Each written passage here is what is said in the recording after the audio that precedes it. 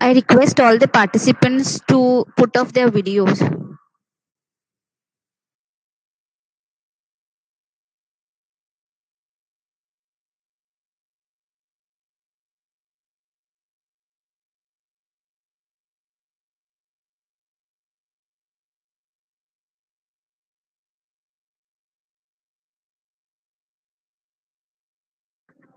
Ma'am Sharmila Nadkarni, can you please put off the video?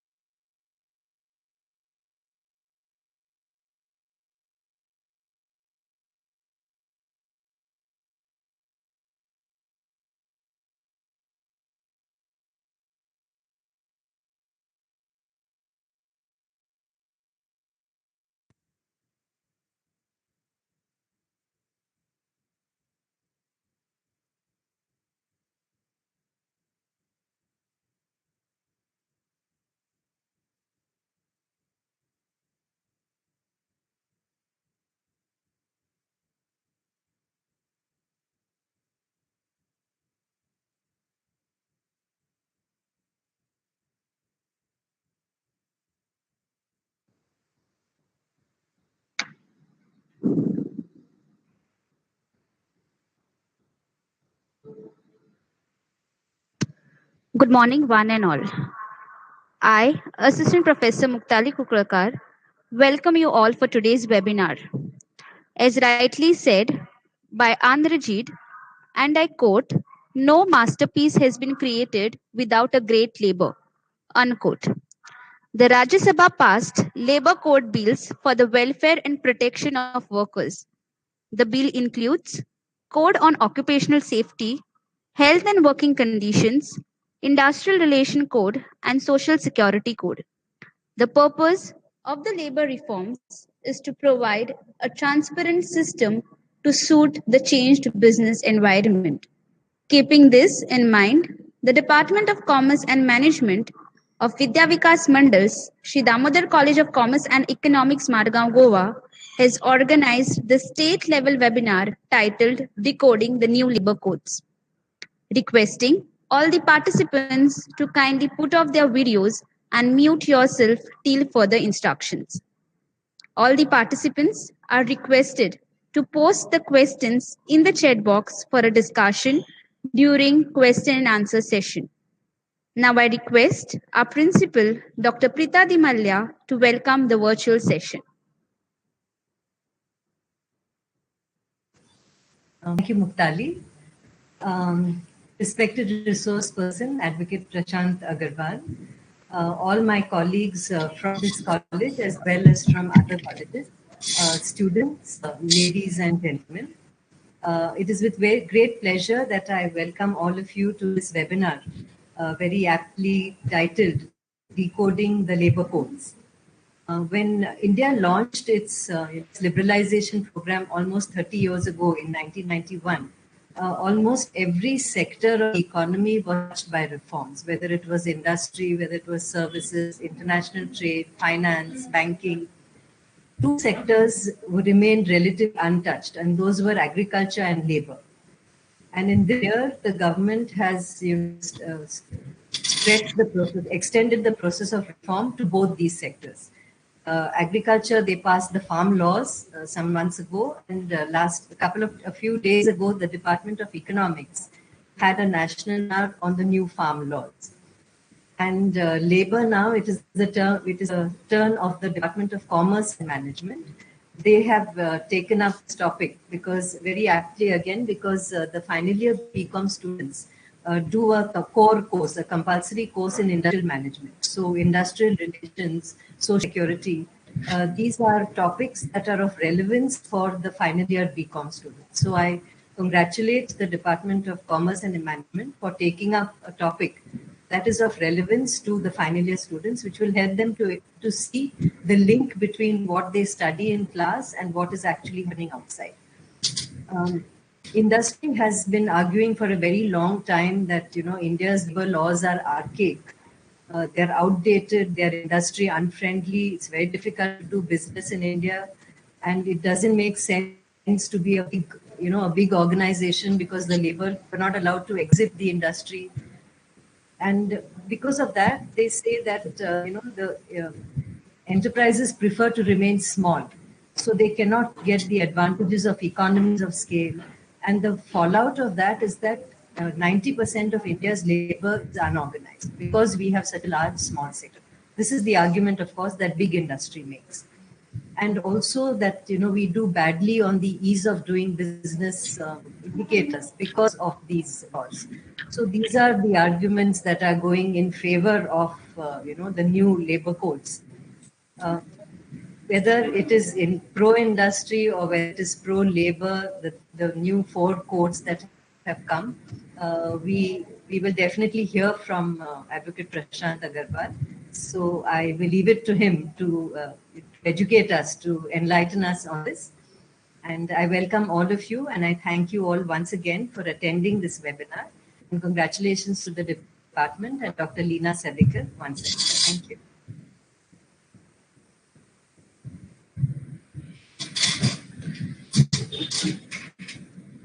Thank you, ma'am. I now request Dr. Leena Sadekar, webinar coordinator, to introduce the resource person. Good morning, one and all.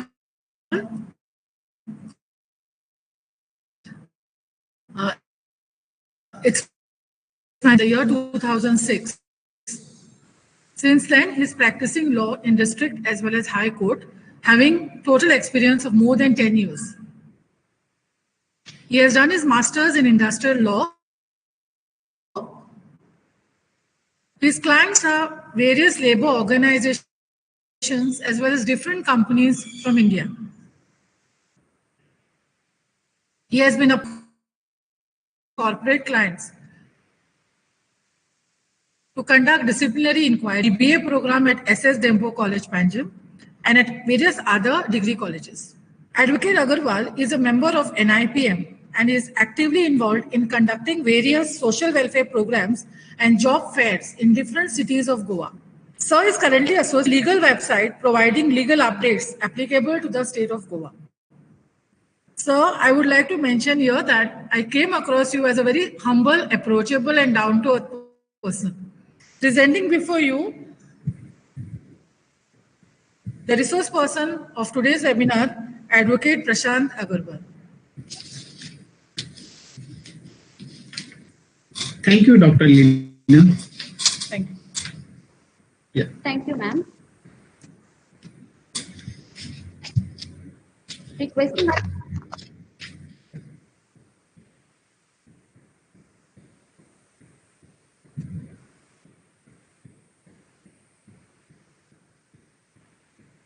Requesting a resource person to take over the session. Yes, thank you.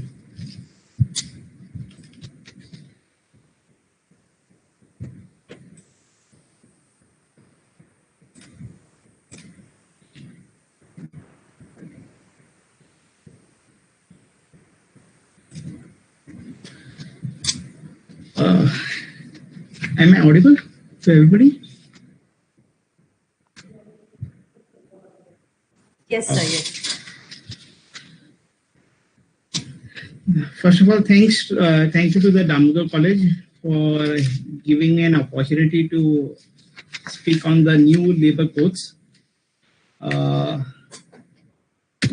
the first thing I'll start about me. I've already been introduced. I'm a practicing advocate, practicing in Panjim, and I graduated myself from BMS Law College, Miramar.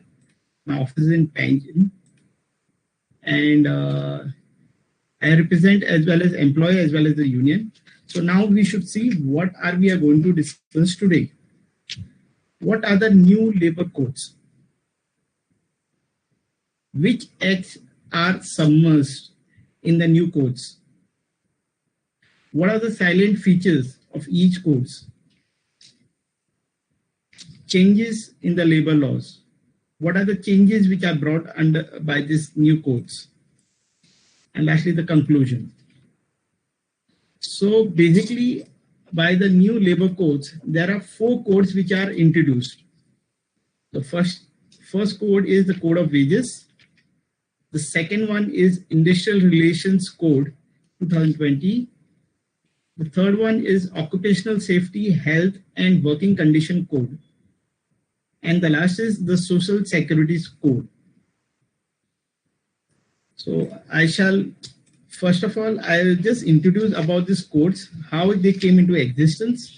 Now, labor laws are supposed to be the subject matter of the central government as well as the state government. So it comes under the concurrent list.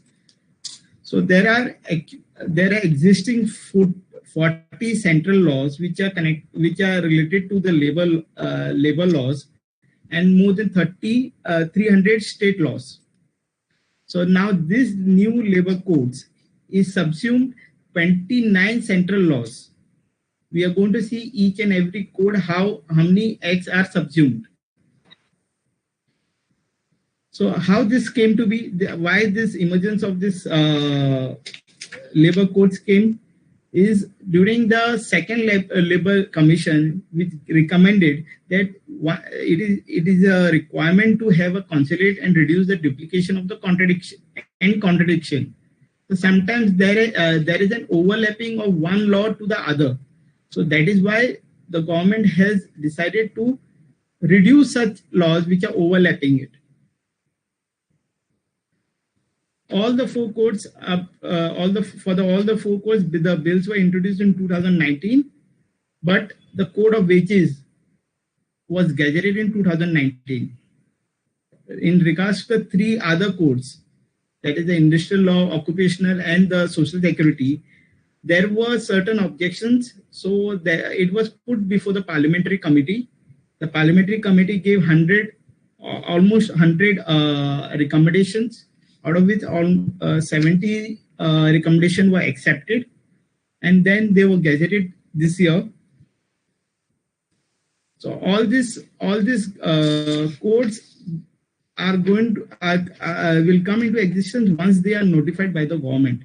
It has already passed by the parliament. It has been president assent has been taken, but it is required to be notified. So I'm expecting in December itself only it's going to be notified.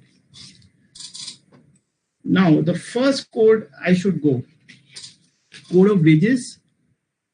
Now, the Code of Wages is subsumed of Payment of Wages Act, Minimum Wages Act, Payment of Bonus Act, and Equal Remuneration. Now, what are the highlights of this particular Code of Wages? Now, for the first time, now they have said establishment should be any place where industry, trade, business, manufacture, occupation carried out, and it also includes government establishment. Earlier, certain government establishments were not included. So now by this Code of Wages, it also includes the government establishments. Now, Equal Remuneration Act. Now, Equal Remuneration Act covers any establishment as per this particular Code of Wages. Earlier, certain establishments were not covered, especially the government. The government used to not cover this particular act. So now it covers all establishments. Code of minimum wage, scope of minimum wage. Now, this scope of minimum wage under this code has been widened and rationalized. there is a concept of floor wage which has been introduced. Now, what is floor wage? It says that the central government is going to fix a particular floor wage. Now, below that floor wage, the state government cannot reduce that minimum wage. And by this particular code of wages, they have also removed that the scheduled employment thing. Scheduled employment has been eliminated by this code of wages. Earlier, minimum wages, there used to be a schedule of which schedule of employment it should be applicable. Now, contractors and subcontractors are included under the definition of employers. By this code of wages, the employers also includes the contractor as well as the subcontractors. Earlier, it was the principal employer, but now it says the contractors and subcontractors are included. Now, the eligibility of bonus. The eligibility of bonus was earlier 21,000. Now, this has been removed by this code of wages. Now, what it says, but it says that the government can notify if the government feels, the state government feels that it requires to put an upper limit, then they can buy this upper limit.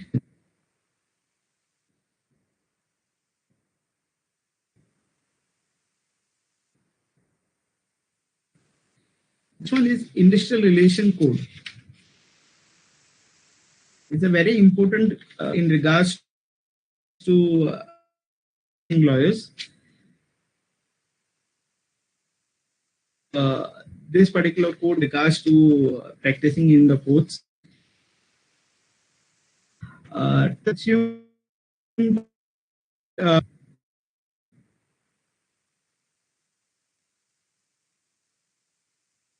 And we should. It has been exhausted. The definition now in as of the Constitution Bench of board trade union that earlier negotiating trade you were required by person force, but by the new code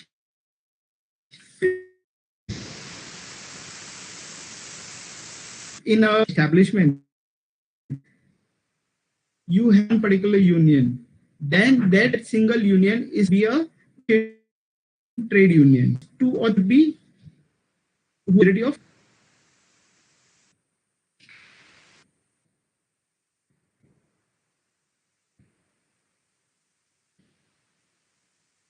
now this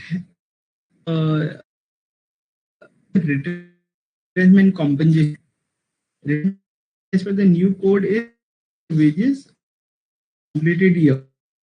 Now when the bill use for every but after of the parliamentary committee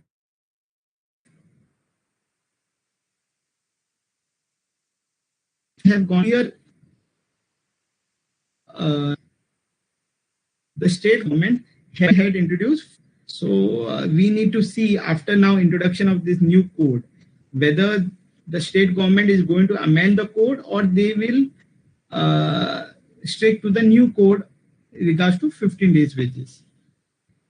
Now, in case of a monetary claim, if somebody is having a monetary claim against if a worker is having a monetary claim against the employer, then he has to approach the tribunal within 1 year, which may be extended if there is a justifiable reason. Another thing is a worker cannot raise a dispute after 2 years of his termination. Now, this is the amendment they have introduced in this code. The state government has already taken an amendment on this regards in the existing law.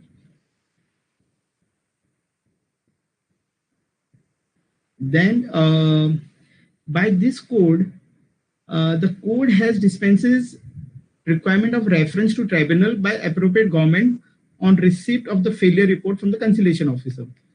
Now earlier, whenever a dispute was raised, if somebody wants to make a grievance in regards to the employer in regards to his termination, then he was required to raise a dispute before the conciliation officer. There is to be a conciliation between the parties, and there, if there is a failure, if there is some conciliation and some consent is going on between the parties, then the dispute was solved. Or the other way around, there has to be a record of failure, and the conciliation officer used to give his report of conciliation to the government, and then the government used to give a reference, used to decide what they have done by this new code. They have said, now you need not wait for the reference of the state government or the conciliation. Once that particular dispute is there, after 90 days of failure of that particular conciliation, you can directly approach to the you are required to approach directly to the industrial tribunal for your raising your dispute.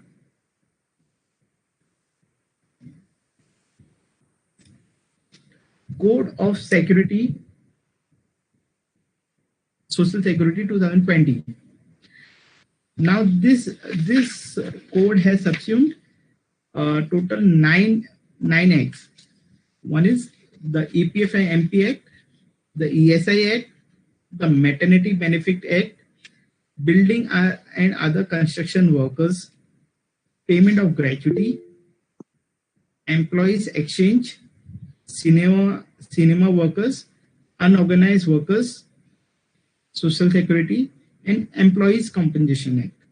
Employees Compensation, earlier it was called Workmen Compensation Act. Now, EPF Act, it speaks about the Provident Fund, ESI about the insurance of a workman, maternity is regards to the maternity of the pregnant woman, then building and other construction workers, payment of gratuity, Payment of Gratuity Act, Employees Exchange, then the cinema workers. And we will see what is the highlights of this. Now this Social Security, this Code of Social Security is mainly has highlighted about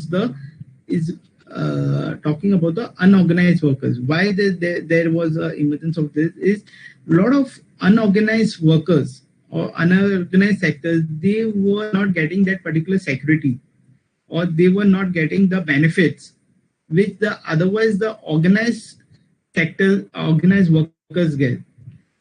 So by this code, a lot of social security is given to this unorganized workers.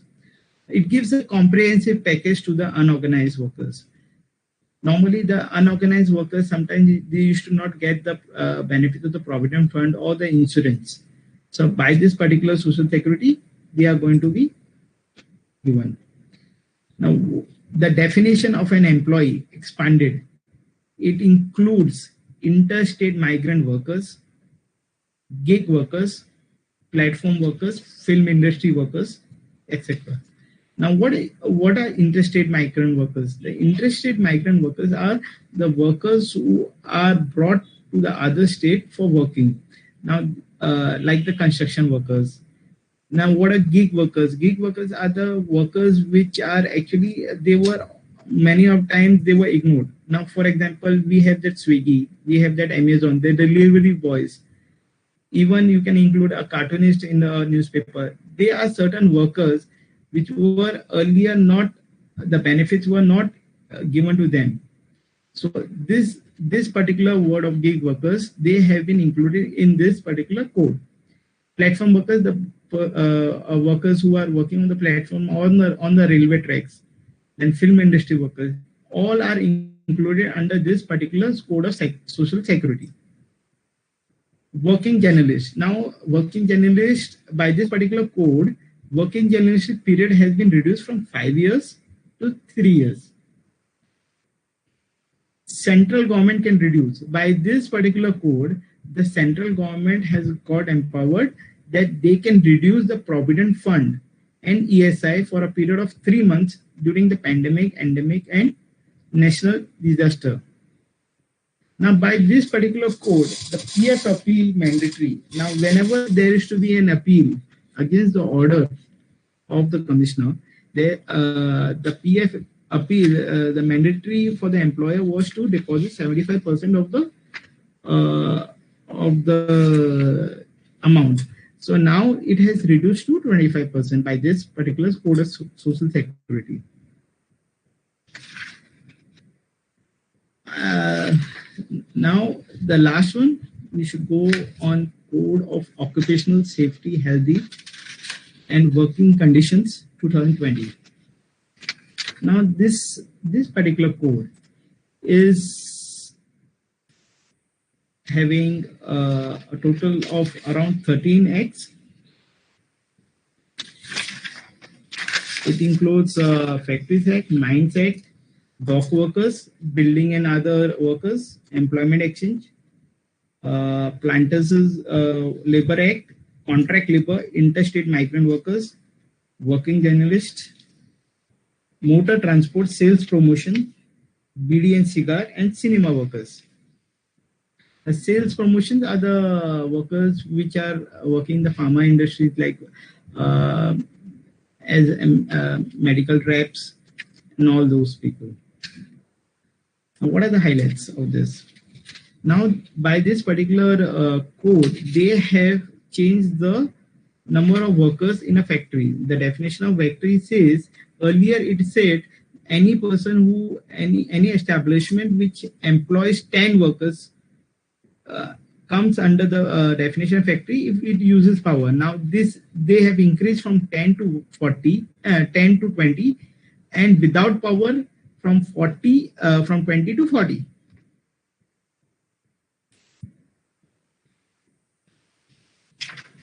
Manpower limit. Now, by earlier there was a limit of manpower in the hazardous industries. Now this limit has been removed by this new code. The contract workers. Earlier the contract workers were 20. It was mandatory to register a contractor who's employing 20, more than 20, they were required to register. Now it has increased from 20 to 50. Goa has already made an amendment on this in the existing law. Now, by this particular code, it says that women are entitled to be employed in all establishments, including hazardous. In the earliest Factories Act, they were prohibited in the hazardous industries. However, now this particular impediment has been removed. Now, women are doing the most of the hazardous work of even piloting on the flights. So there could be no hazardous other than this. So this particular thing has been removed. However, it has been said that adequate safeguards to be provided by the employers while employing women in the hazardous industry. Workers earning maximum of 18,000 be allowed to avail benefits like public distribution system, building cess, insurance, and provident fund. So basically, they are saying any workers who is drawing wage up to 18,000, they are required to be given all the occupational health and working conditions. So they are covered under this code.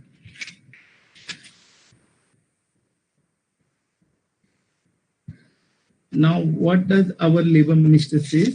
Santosh Gangwar says that government is doing all efforts to bring complete labor forms for implementing all the 4 labor codes by December this year. So we are expecting that it should come. It should come by this year.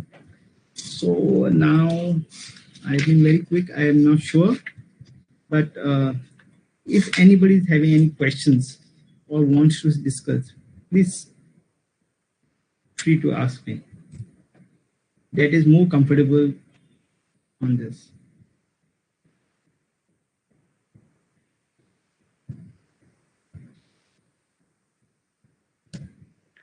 Thank you, sir, for the valuable information. I Yes. now request Dr. Anjali Sajilal and Dr. Sheetal Arundekar to take over the question and answer session.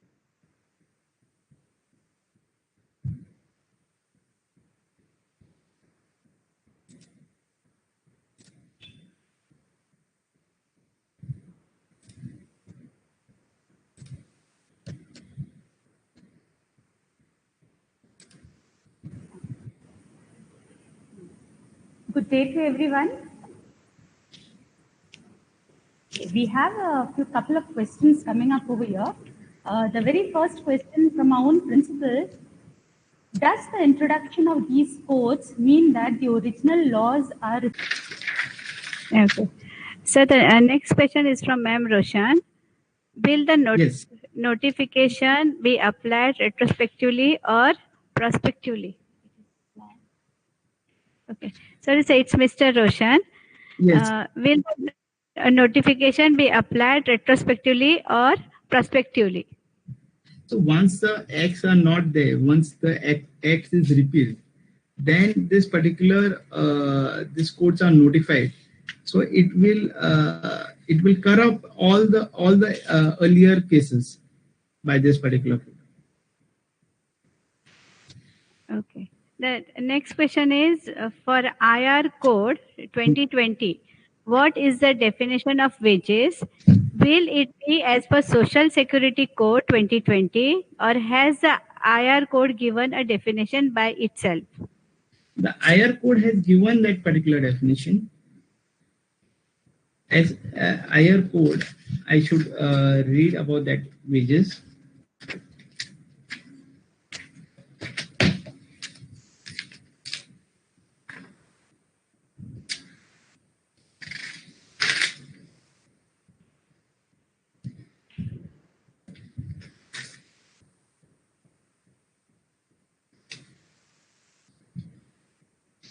It says that wages means all remuneration which by way of salary, allowances or otherwise expressed in terms of money or capable of being so expressed, which would, if terms of employment expressed or implied, were fulfilled by payable to a person in respect of the employment work done in such employment, basic pay, dearness allowance, retaining allowance, if any.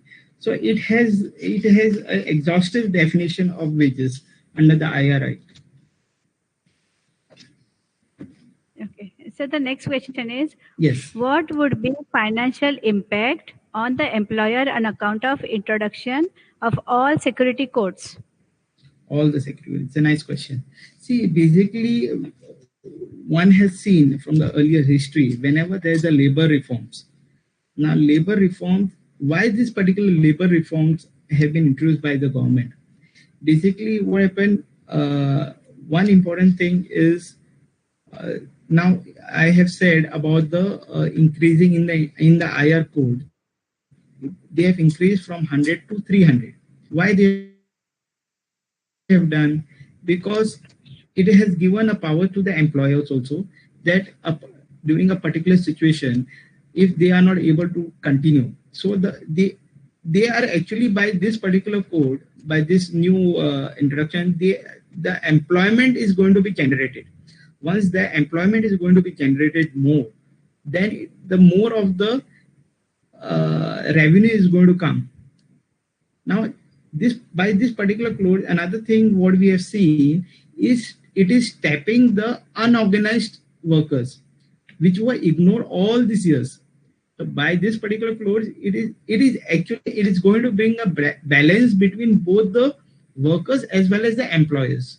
So unless the workers are there has been an increase in revenue of workers, there cannot be a workforce for the employer. So it is going to be a balance, according to me. Okay. Yeah. So the next question is, how will this have an impact on the PF, ESIC bonus on the employer? It is actually not going to bring much difference because the limit for PF, it has remained the same thing, 20 workers, and it is 12%. Actually, in the act, it has shown as 10%. I think so. It is 12% only, and ESI also it would remain the same thing. It is actually increasing the unorganized, which were not there. They are giving benefits, so it is not actually going to affect anything to the employer in regards to ESI and PF. And what about bonus, sir? Bonus also, there is not much changes. Earlier it was 8.33. It should remain the same. minimum bonus. Yeah. So the next question is, what will be the impact on gratuity? And Again, there is, I do not think anything is going to be impact on the gratuity, because the gratuity would be the amount of gratuity you're talking about, then it would remain the same. But it is going to increase the number of the same, because now they have introduced even the contract workers and all that thing. yeah, the same participant has asked that gratuity will be minimum years, 5 years or 4.8 years to be considered. That is the participant, I think so, is asking about the present the same. In the present scenario, not on code of wages, is not going to be changed. It is, see what it says, 4.8 years. What she's saying is in regards to what is the condition of a gratuity, that he should be in continuous of 5 years. So for that reason, it is said that 4.8 years should be there. Okay. So the next question is there any change in the threshold number of employees for ESIC? No, it is the same thing. It is 10. Okay. So one more question has come up. But wouldn't the definition of wages have a bearing on the employer and cost of employer? Definitely, it would be. Because by the introduction of, now earlier what happened, if you talk about the social security code, it says that now earlier what used to do, the employer used to increase that house rent allowance and all other allowances, and they used to keep the basic wage less. Now by this particular code, it has said that it should be not more than 50%. So definitely where the employer used to escape, they used to, normally the ESI and provident fund is on the contribution is on the wages. So they used to escape because of this particular thing, where they used to increase that HRA thing, where you will have a basic less. Now they have made a particular threshold limit of 50%. It should not be more than 50%. So it's going to affect certain employees. Okay. So the next thing is, the government is claiming that these codes will result in generation of several million jobs in the organized sector over the next few years. Do you think this will happen? Yes, that is what I had told about it while giving the presentation.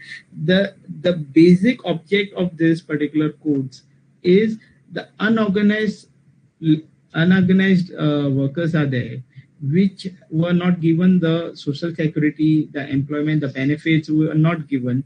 This particular code is going to will make an attempt to get them organized, where more and more employment would be there. Even the industries are going to generate more employment to them. That is why this particular code is there. Yes. Yeah. So these were the questions so far. Any more queries, participants?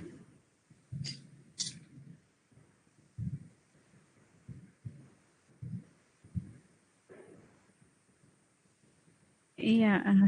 So one more question has come. From where will the government get the money for the social security of the unorganized workers? From where the government is going to get money? The government is definitely going to get it from the employers. So earlier, what happened? This particular social security code says that unorganized labors which were ignored, now a particular contribution is going to come from the employer. Means this particular now, for example, the interstate migrant workers, they are going to get this particular. They are going to get the benefits and by this particular code of social security. So, and the employee is supposed to make that contribution or something, 1%. Okay, sir. Yeah. This is, yeah, that's okay. Any more queries, participants?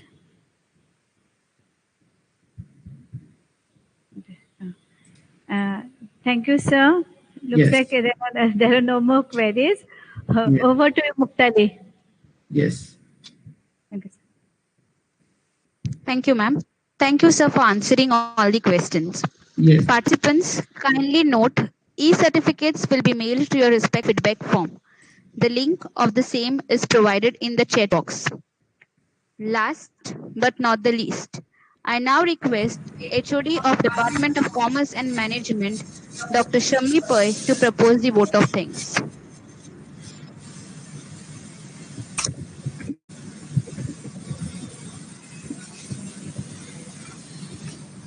Thank you, Muktali. Good afternoon. It is my privilege as a HOD of Commerce and Management to propose the vote of thanks for today's webinar. First and foremost, I thank our resource person, Advocate Prashant Agarwal, for prompt acceptance of our invitation. We are happy, sir, that we chose the right person who did the absolute justice to the webinar topic. I am sure that the participants have gained tremendously from this session. Hearty congratulations to our management, Vidya Vikas Mandal, for entering into Golden Jubilee this year. Special thanks to our principal, Dr. Prita Malya, and Vice Principal, Dr. Rodney De Silva, for their constant support. Deepest gratitude to my self-motivated and dedicated department members who once again proved that teamwork works, and to our galaxy of technical staff consisting of Rupesh, Punav, Azen, Vanessa, Movia, and Pradnya. Last but not the least, my heartfelt thanks to my dear participants without whom this webinar would not have become successful. Thank you one and all, and have a great weekend. Once again, thank you one and all. We have Thank come to an end of the webinar. I would like to thank all the participants for joining for today's webinar. For more updates of the upcoming webinars, kindly visit our college website. Requesting all the participants to kindly switch on their